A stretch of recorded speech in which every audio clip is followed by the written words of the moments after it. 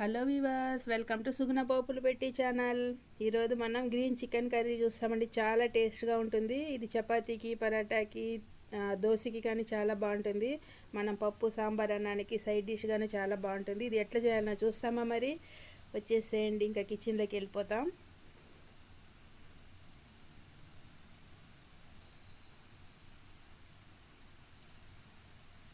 ముందుగా mixie jar తీసుకున్నానండి. ఇందులోకి కొద్దిగా కొత్తిమీర వేసుకుంటాం.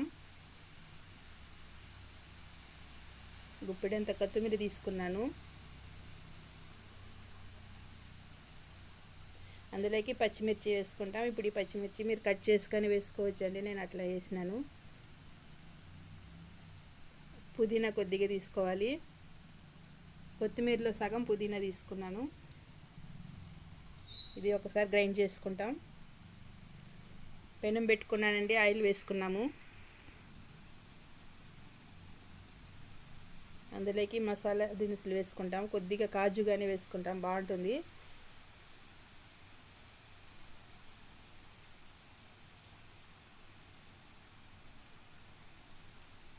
బాగా ఫ్రై చేసుకోవాలి. చేసుకున్నాక సన్నగా కట్ చేసిన ఉల్లిపాయ, పెద్ద ఉల్లిపాయ ఒకటి తీసుకున్నాను, అది వేసుకుంటాం.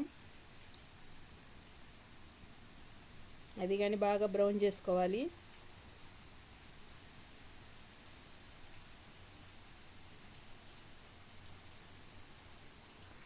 చికెన్ తీసుకున్నా. ఇప్పుడు మనం గ్రైండ్ చేసుకున్న పేస్ట్ దాంట్లోకి వేసుకొని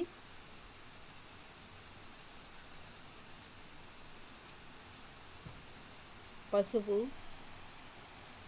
పావు స్పూన్ పసుపు వేసుకున్నాను. మిరియాల పొడి ఒక పావు స్పూన్ వేసుకున్నా.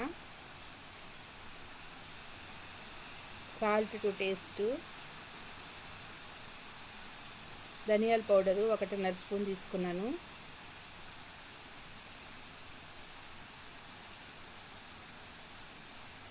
గరం మసాలా పౌడర్ అండి, ఇది ఇంట్లోనే చేసినాను. ఆ పౌడర్ 1 స్పూన్ వేసుకున్నా. పెరుగు ఒక 2 గరిటెలు పెరుగు తీసుకోవాలి. అల్లం వెల్లుల్లి పేస్టు,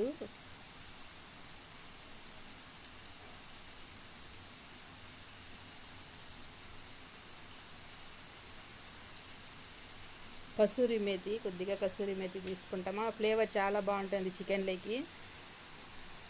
ఇది బాగా మిక్స్ చేసుకోవాలి. ఇంతలో మనకి ఉల్లిపాయలు, కాజు కానీ బాగా ఫ్రై అయినాయి చూడండి. బాగా ఇట్లా బ్రౌన్ అవ్వాలి. ఇప్పుడు ఇందులోకి కలిపి ఉంచుకున్న మసాలా వేసేసుకుంటాము.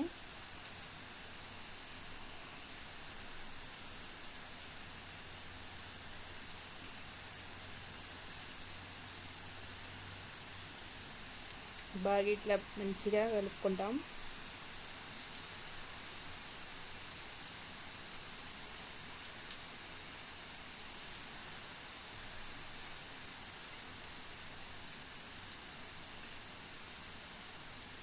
బాగా ఒక 5 మినిట్స్ మంచి ఇటు ఉడికిందండి.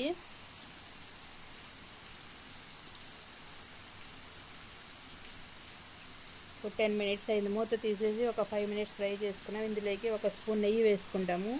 నెయ్యి వేయడం వల్ల చాలా కమ్మగా ఫ్లేవర్ బాగుంటుంది.